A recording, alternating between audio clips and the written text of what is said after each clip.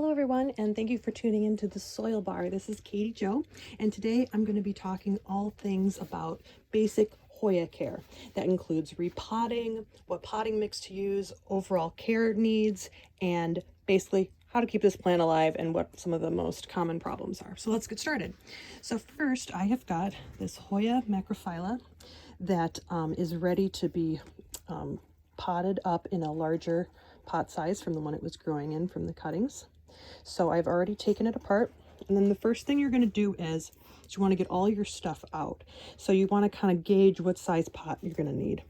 So each plant, and I got a 3-inch terracotta, and I can kind of size and tell, yep, that's a good size for it. You don't want to go too big.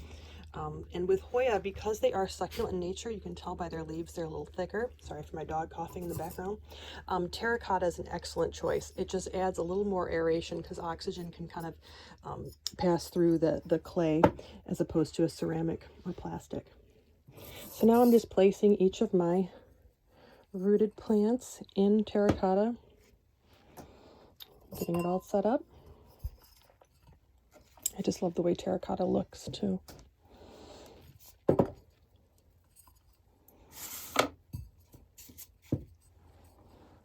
Okay, and so now we're ready to move on to the next part. And I highly recommend using a Hoya mix. Now, I will post a link in the description below for the Soil Bar Hoya mix. It's an excellent blend. It's just the right amount of nutrient support. And also it has that coarse grit and an even particle size that is exactly what your Hoya are going to want. We've perfected this over the past 3 years to really make sure we get the perfect blend, and that's what we use. Now, if you don't have the time, or you're already like mid repotting and you don't want to order special mix, then the next thing to do is try and take your store-bought potting mix and do a 1-to-1 ratio with a gritty amendment.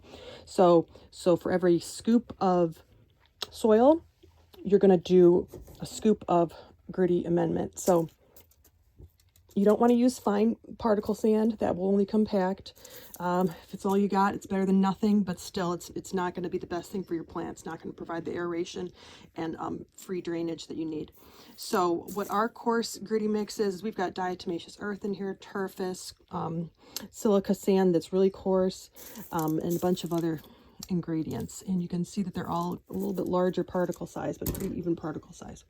Now, say you don't have that, you've got perlite though. You can buy perlite, a bag of perlite, and that's better than nothing. So that's really important for keeping these guys alive because they will be prone to root rot. So the next thing I'm going to do is I'm going to use my little scoop here. These are some scoops, and you know what, we probably should make these available for purchase. We used to. But they are a type of scoop that was designed by bonsai artists, and they're just the perfect shape. And they also work really well here for kind of pushing down the soil.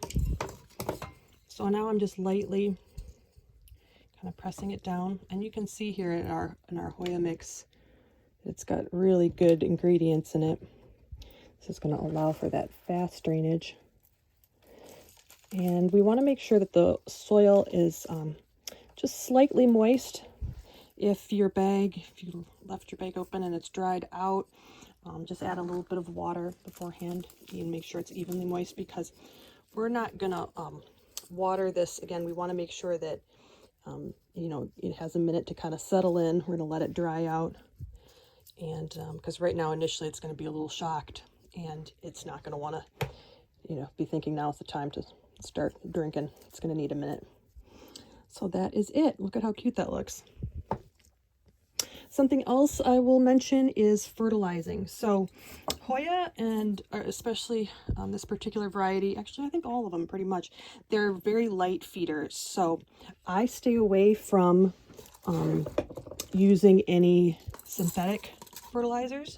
And for these guys, honestly, all you need is maybe a half a teaspoon to a like for this size pot, I would just do half a teaspoon of organic earthworm castings, sprinkle it on the top of the pot, and water it in.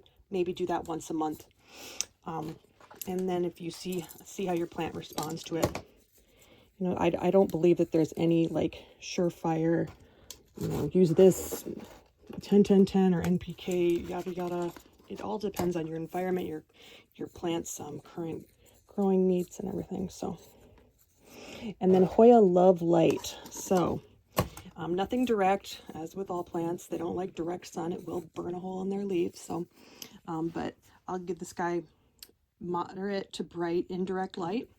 If I can't provide him with a ton of light, like let's say my prime window space is taken up, another awesome alternative, honestly, that I use for most of my Hoya, because I'm growing inside of a shed, are just artificial lights. So you can get grow lights in colors like warm white that look exactly identical to your regular house bulbs lighting, and they go into just a regular lamp fixture, and none the wiser, and your plant gets a little boost. So honestly, that never hurts to do.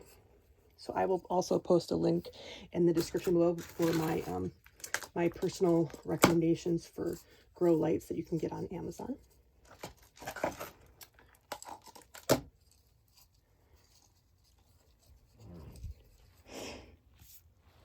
Okay, so I'm just going to go ahead and pot up these last two, but I think you guys get the hang of it. Thank you so much for watching. Again, this is Katie Jo with the Soil Bar. Please like and subscribe.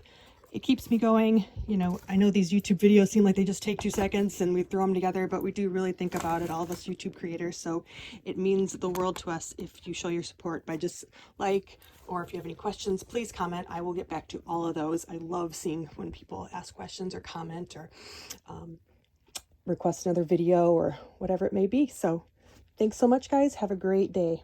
Happy planting.